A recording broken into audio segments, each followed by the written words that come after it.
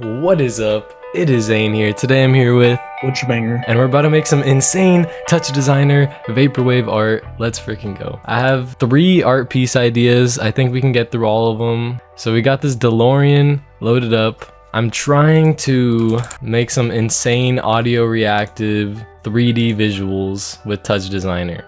So you're a touch designer expert, right? I would consider myself a touch designer user. User, okay. You've been in like museums though, correct? Like you're actually a legitimate artist. I'm an artist. My work has not been featured in museums. It's featured in research works, but yes, I'm a pretty advanced touch designer user. Dang. So, in touch designer, how does audio visuals work? Okay, so let's maybe go through the basic steps. Okay. Typically, there's a couple different ways you can mess with audio in touch designer. One is you can do it the math way, and you can use a tool like audio analysis to get a big head start in that. But the thing is, for this guy, you usually have to really tailor it to whatever song you plug in. So you need to set certain thresholds and stuff. But if I plug this audio into audio analysis here and set like a low kick, snare, and rhythm threshold, and then turn on each of these channels, then you can see as the music is playing, it will like give me little flashing lights whenever it detects a kick or a snare. You can connect that out to like an operator so you can see every single time that one of those is detected, it turns on.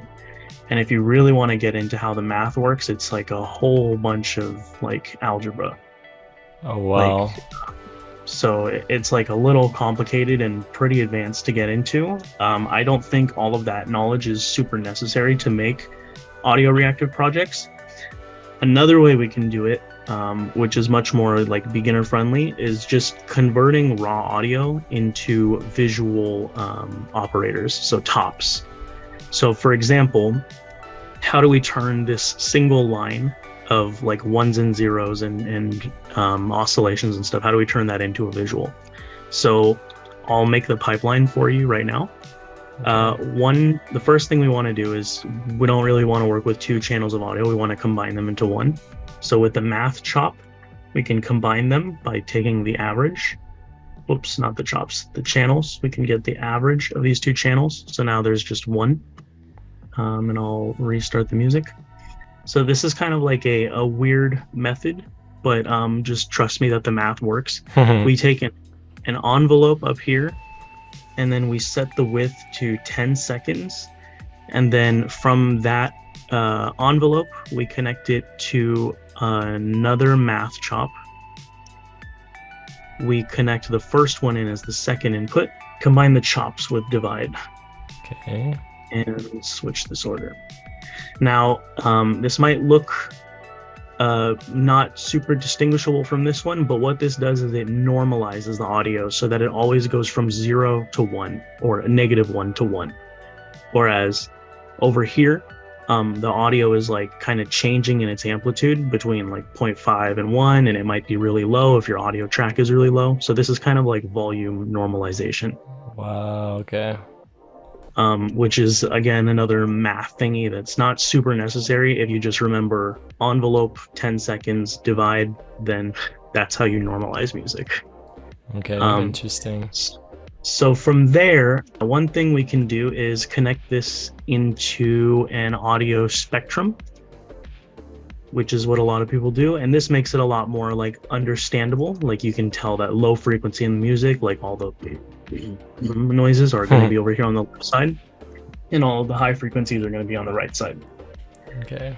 So this right here is like a really nice, cleaned up, normalized audio, which is great and easy to turn into 2D images. So this is where we go from chops and turn them into tops, like visuals. So from here, we can go to the top tab, grab a chop to top, put this down, and then if you can kind of sync this up with like your eyes, everywhere here where the volume gets high, we get white pixels. And everywhere over here where it's low, they're darker pixels. And what does that mean now that we have a layer of 2D pixels? Well, it means we can stretch it. For example, if we use a fit top and we fill, now we've got like a Whoa. reactive set of pixels. And then if we connect that to something like a ramp and change the type to like a circular, no. And then if we connect this to a remap and plug the ramp in, and then change the ramp to circular, now we can get like audio circle. This is basically saying all of the pixels on the right side here get put wherever there's the most whiteness in this video. Okay. And for its image, and everywhere on the left side where it's all like really dark is where all of these pixels get put. So like in the center of this image and around the outside of that. Okay. And then if we do something like in the ramp, if we change the period of it to smaller so that there are more rings, we get kind of more dimensionality to it. And if we change the phase of the ramp as it moves, let me just make the period a little bit bigger. If we change that phase, it kind of looks like it's audio reactive but constantly going in and out of itself. Trippy. So we can do like math expressions, like absolute time dot seconds, to make it like always moving. So that's like just a really brief introduction. I was thinking maybe can we just go to the DeLorean right now maybe and try to make that audio reactive in some way? I had a couple different ideas, like maybe a texture on it or maybe animate the movement of it, or any ideas you might have. Okay, yeah, so for its movement, what we can do is we can either take this audio and like isolate certain sections of it. Like for example, if I put this into a table, we can maybe link its position to one of these table values for like how, I don't know, high it should move. Like for example, we can take the DeLorean and connect it to a transform, and then we can set its Y position to something like OP, the operator chop to 2, and then the value at say row number 5 with column 0, and then we can say multiply that by 10 so it's maybe more visible, maybe multiply it by 100, maybe multiply it by 1,000. And now you can kind of see that the guy's just like bouncing here. Okay, so we get some movement. Yeah, we can also do something like maybe connect a filter, which would smooth out the movement a little bit more. Let's try that. Oh, that's too many channels to filter all at the same time. I kind of wanted to like manipulate the geometry, maybe like have some of it like, you know, stick out or something to the audio. If that makes sense. Okay. So this DeLorean has basically everywhere here where all this wireframe is connecting, all of these points. It's quite advanced to try to manipulate every one of those points, but not impossible. Basically all of those points, if you connect this chop to this SOP to a table, all of those points are defined by these XYZ coordinates. And there's just kind of like over 652 different points to try to figure out what we want to do to each one of them. What I think would be maybe a simpler approach is connecting this to just like a noise operator. And then if we can see that he's already kind of getting like a meltiness to it. And if we change some of those noise parameters in accordance with the music, like say the period, maybe the exponent, maybe the roughness, the amplitude as well. Okay, yeah, so maybe, yeah, I think these 3 parameters here are kind of, maybe also the offset as well. I'm down for something weird. Do you have any like idea of what element of the music you want to adjust this guy to? I want like the bass and the high end frequencies to like affect maybe the movement and the color, if we can link some color to this too. Okay, so in that case I think we do want to use this audio analysis operator. If we want the bass of the music to change this guy, then we can either look at the low frequencies or kick detection. I think kick detection is probably easier and like simpler to look at. Okay. So we'll select with a select chop here. We will select the kick channel. And then what we can do is that filter thing I was talking about earlier. We can use a filter to make sure that it's always like a smooth up and down instead of just like an off or an on. Mm-hmm. And then whatever that smooth up and down thing is linked to the car's, I don't know, let's say it's amplitude. And that's not a very high number, so let's maybe multiply it by like 5. Let's maybe multiply it by 50, I don't know. Oh, okay. So now, whenever there's like low kick detected in the song, then the car becomes more spiky, is that relationship. I like that. It's not a very like easily plannable relationship, but it's, you know, it's something. We're experimenting. We can also do something like, I don't know, let's take a material so we can slap some color on this car like you mentioned. Mm-hmm. And we can take, let's just go with noise as a top for just like some basic color. I'll make this like a little higher resolution. I'll give it some color. I'll make it less like all over the place, more distinct colors. And then we can change the seed basically every time. We'll connect this guy to a Fong, which is basically a material that takes an image and puts it into a material form. And then we'll put that Fong material onto our material SOP. So now the car has this color, and every time we change the seed, it becomes like a different color. Or we could, you know what, why don't we do like this ramp instead, actually? If we put this ramp on this material as the color map, this guy was not working before because this guy is in 32. Oh, there we go. Now it's fixed. That looks cool. Okay, so the fit becomes 32-bit. The ramp becomes 32-bit. We remap it. Source image. Yeah. Okay, we've got red and white. It's 1000 by 1000. This guy. Oh, maybe that's why, because he's not the same resolution. Let's make him 1024, and we'll make this guy 1024 as well.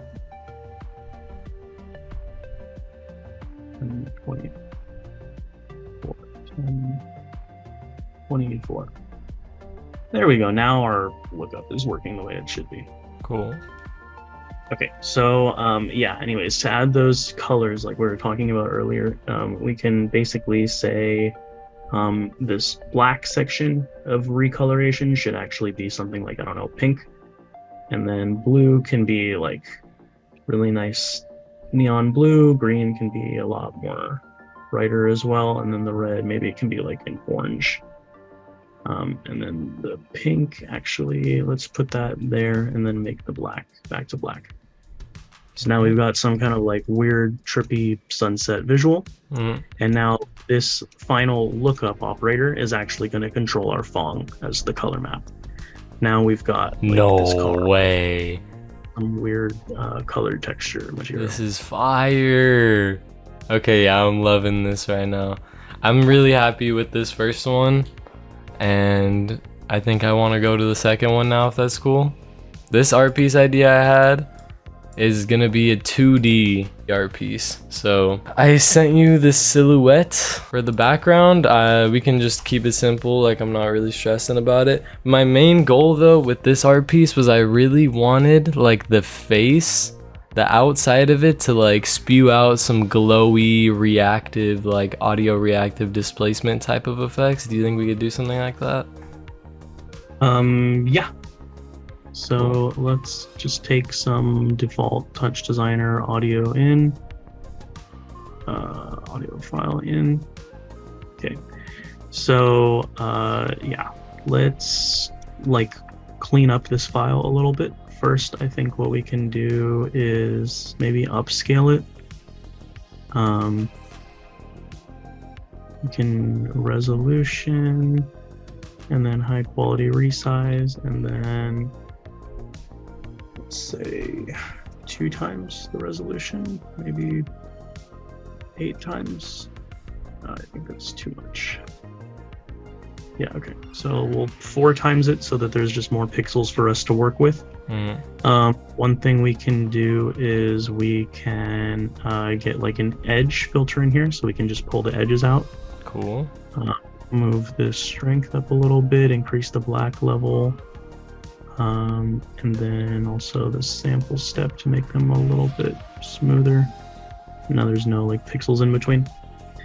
Okay, and you said audio reactive displacement, right? Yes.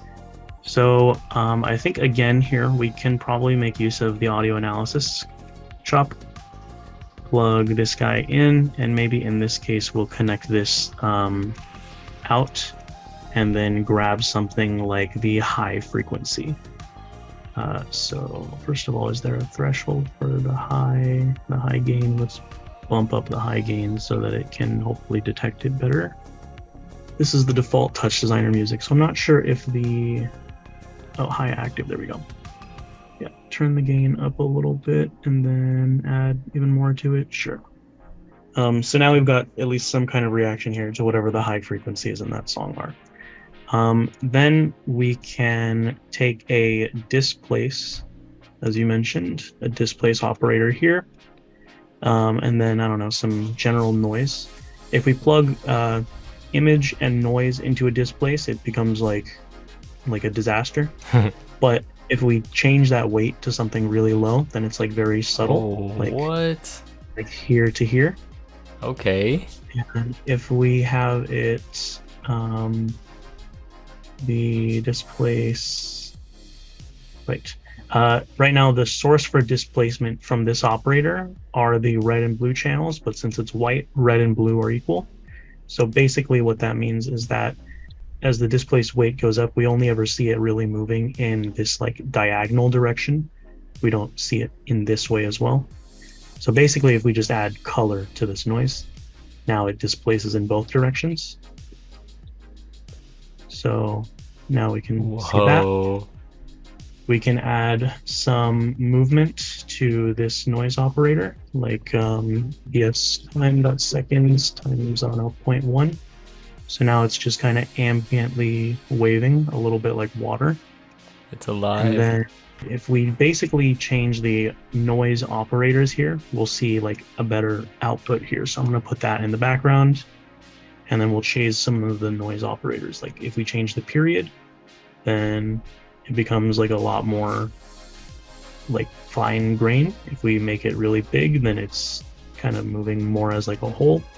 If we change the exponent to something like this, it becomes a lot more like slicey. Amplitude and stuff as well, more harmonics. There's kind of just like a lot to play with here.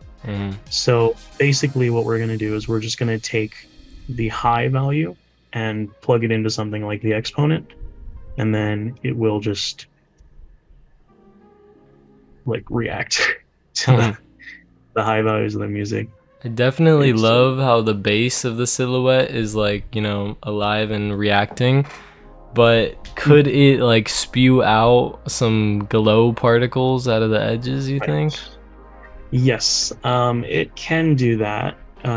Particles in Touch Designer are also a little not beginner friendly, and they completely revamped the particles GPU thing here, so that now it's not just 2D anymore, now it's like 3D. Wow. And you have to like convert your 2D images into 3D SOPs to kind of get these things to work. Okay. So I would maybe recommend here instead, and another good reason why we have edges here, is we can use a trace SOP to get this 2D image into like a 3D model. If we turn it into a wireframe, we can see all of the points in here. And then what we can do is with all of those points, first of all, we can clean them just a little bit by turning their normals off. You'll see why this is important in a second. And we can connect that to a particle system. So particle. And then basically what you're seeing here is that particles will be formed along the line of like this lady's face. And then what we can do is we can have those particles, give them something like a force, like say blow them around with some turbulence in the Y and X direction. And now you can see like as they're being drawn, they're just kind of being like pushed all over the place. We can also turn up the birth rate so that we see more particles. So maybe let's spawn like, yeah, maybe that's good. Maybe about 1,000. And we can see some stuff like that. Whoa. And then here's why we wanted to turn those normals off, because there's a chance they might just start going all over the place. But if we keep the normal, well, actually that doesn't seem to have much of a problem. Yeah, I don't know. Maybe no normal is better so that they stay like closer to their original position. And then yeah, we can also, let's see, in the forces, particle forces, we can give like less of a turbulence period so that they kind of are more like abstract. Maybe also blow them in the Z direction as well. And then let's turn this back into like a 2D thing so that we can overlay it on top of the actual face itself. So we'll connect this to a geometry comp. We'll put a material on here. I think in this case, point sprite is fine. So that we can see all those as a point sprite. We'll put down a camera and a light, just in case we also need a light. And then a render top. This is like your basic render pipeline 101. So now we've got this in like image format. We've got this guy also in image format, so we'll connect the null to bring them both over here. And then if we do something really basic, like put this null over this null, we can see that there's a little bit of a mismatch between the two of them. So first of all, we want probably the resolution of this guy, which is like 944 by 1092. So in the over, we'll say that the fixed layer is input 1. And then this guy, we'll just make him copy the same resolution as 944 1092. So we'll make this guy render at 944 and 92. Now it's the same aspect ratio, but again, it's like really small inside of the big one. So if we move our camera a little bit closer to him, like maybe more than that. Now we've got some kind of like weird sparkly effect. This is cool. And then just like before, we can do something like, oh, you know what? Here's what we can do. We can take an image filter. This is usually fun to do with particles. You can add a feedback in here, and now the particles have like a little bit of a trail. Yeah. And with that trail, if we connect that out into a lookup like we did in the last project, and then connect that lookup to a ramp, now we can play around with the colors of the trails. So for example, at the brightest part of the particle, we can have them just be straight blue, but where they start to leave a trail, they can be like more purple, and where they're about to die, they can be like more red. This is too beautiful. Now you've got some kind of like a particle wishy-washy system here. Okay. Real quick, is there anything we could connect the audio to the colors, like so the colors change a little bit, or? Yep. We can do, or like an animation over time, like just auto cycle it or something, like through a hue shift. These, sure, yeah, absolutely. We can do a phase shift on the colors, like something like this. You mean? Yeah, that could work, but it's changing the background too, so it's not that bad actually. Right. We can worry about the background part.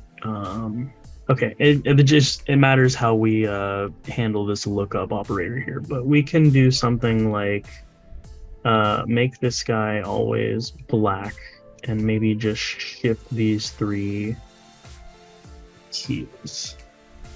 Those colors are defined in this table here.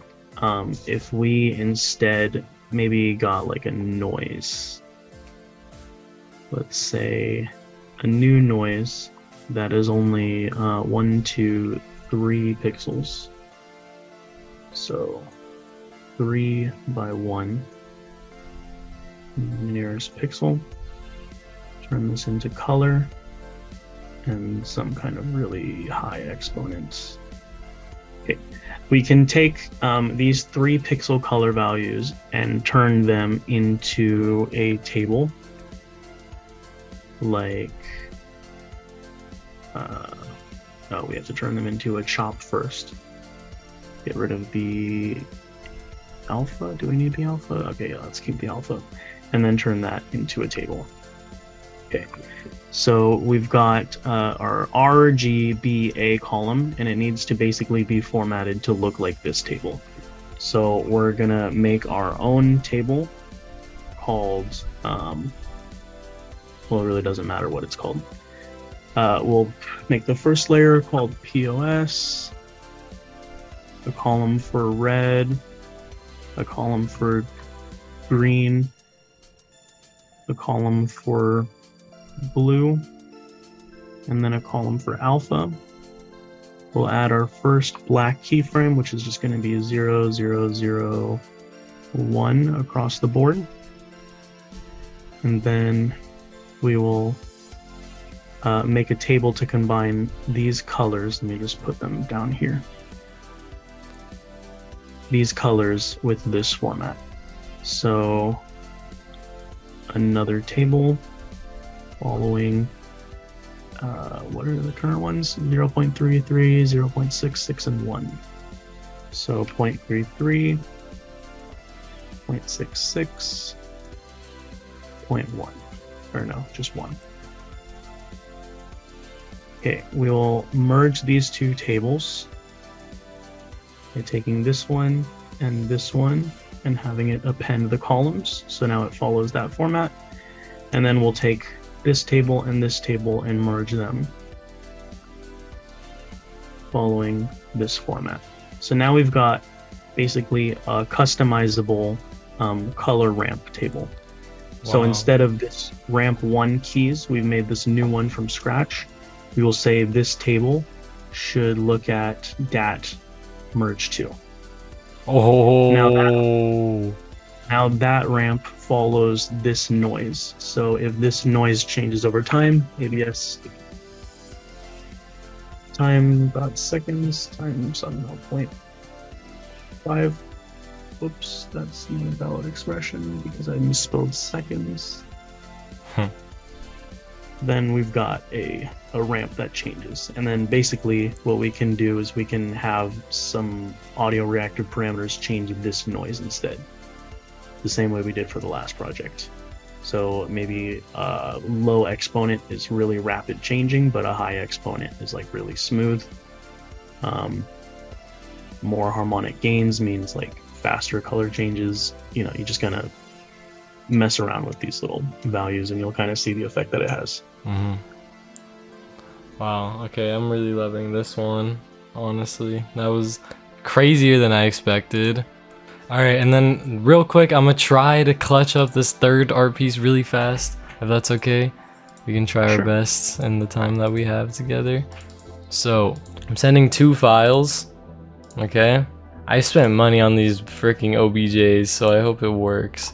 So I'm sending a file of a wave and a file of Silver Surfer.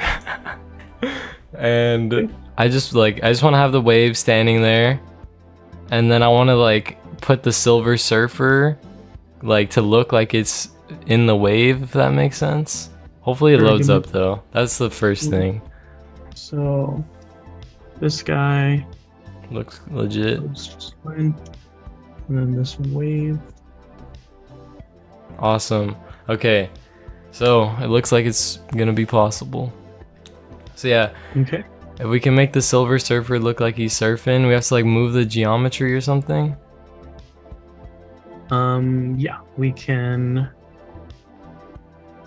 Well, what, you want to just merge this guy on top of this guy? Long story short, I wanted the Silver Surfer if we could just animate like the up and down to like maybe look like it's riding the wave, you know what I mean? Kind of like a GIF or something, like Sure. a looping up and down or something like that.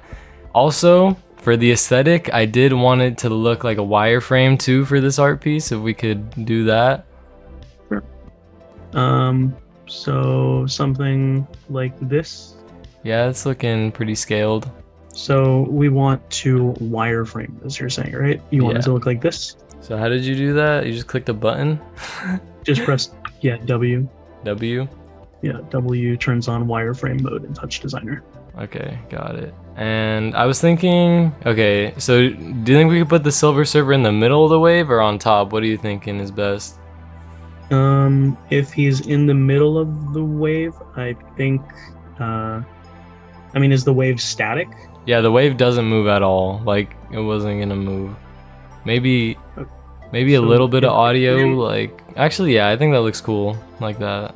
That's pretty We fire. can have him like, I don't know about. Usually, if someone's inside the wave, they're surfing sideways, right? Mm-hmm. I don't know. Maybe you want him facing forward, and there's like a wave. Actually, yeah, that behind. looks fine too. That looks cool. And then, yeah, if we could do like a simple bobbing or like wave. Yeah. So we'll take an oscillator, an LFO here, and we'll set this guy to a Gaussian curve, so it only goes from 0 to 1.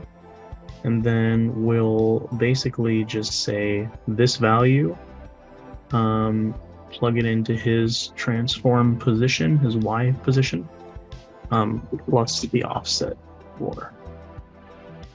Or actually, yeah. It's already working. Yeah. Can we do like a So- tiny bit left and right, like a little bit? Yeah, of course. We can do another LFO. Let me just display. I'm gonna turn on backdrop geometry. Wait. Yeah, okay. We can have that in the background while we're working on this. Set this guy. We'll just first of all change this to TY. And then we'll also set the offset to 4. And then just plug this directly into here. And then for the left and right, we're thinking like this much. Yeah, this is simple. Okay, well, we'll plug this one just straight into there. And then you can maybe have it be at like a slightly lower frequency so that it's not so recognizable. Mhm. That it's like in a perfect oscillating motion. I'm loving that. And then I think it would also help to give it a little bit of like rotation. So we'll set the amplitude here to, I think maybe not 90, maybe 10. Yeah, and then the offset to -5. So it goes from -5 to 5. And then this into the guy's Y rotation. So now he's like kind of tilting a little more right and left as he moves. And we can also set his Ooh. frequency to something different. Yeah, this is looking sick as heck. Next thing, I was wondering if we could get like a cool camera angle on the art piece.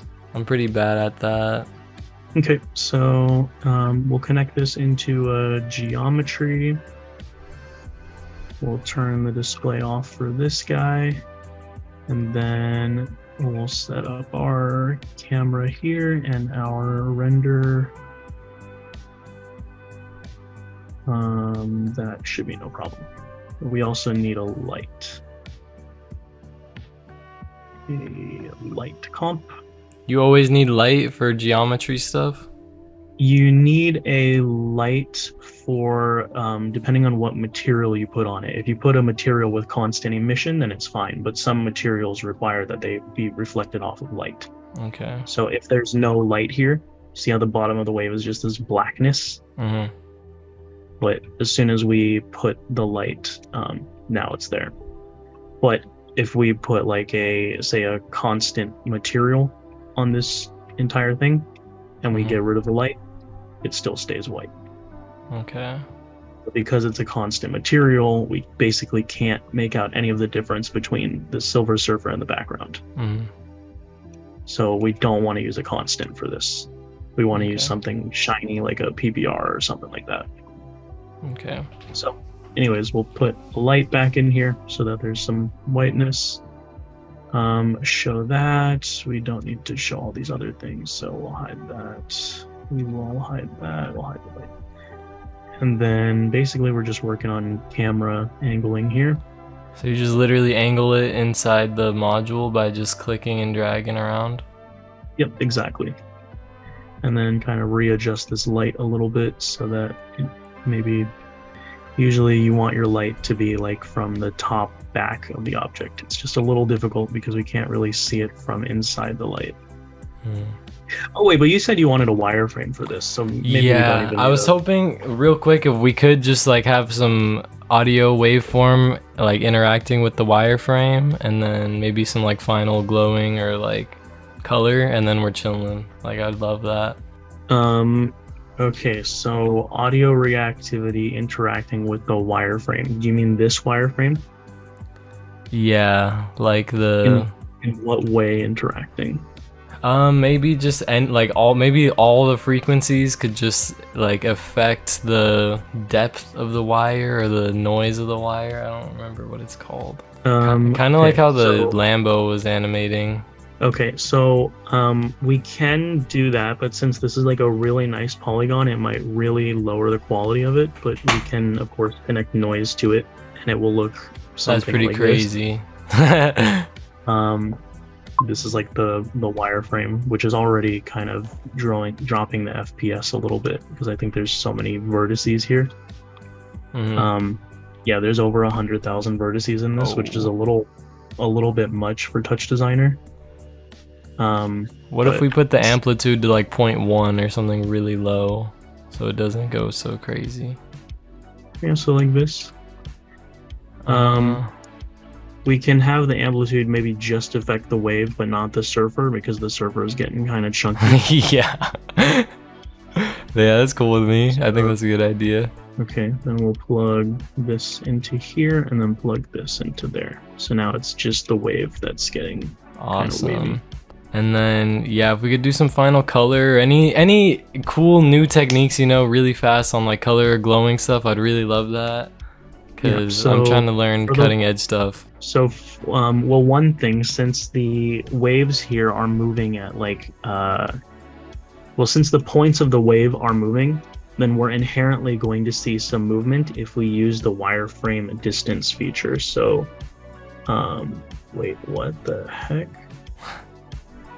What? Am I tripping? A line. We don't want a wireframe material, a line material.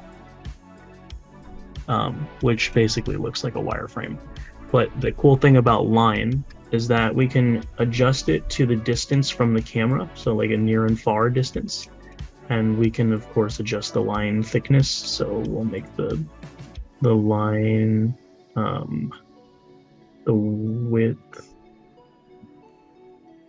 width near and far to be like pretty small.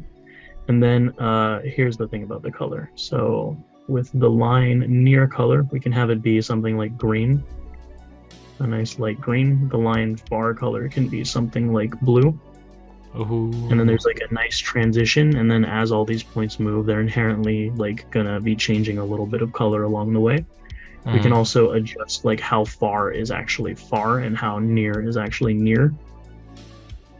And then if we do something like maybe rotate this guy over time, then you'll notice that the surfer becomes like more blue as he's further away from the camera and more green as he's closer to the camera. This is awesome. So we'll have it rotate by 20 degrees per second and then modulo that by 360 so that it just goes in like a perfect circle forever. Also, real quick, are emissions easy? I heard you say emission, like let's say you wanted the Silver Surfer to glow, like how is that hard or no? Oh, that's not so much emissions, that's like material emissions. It just means like how much does the material itself automatically give off. But one tool we can use is maybe Bloom.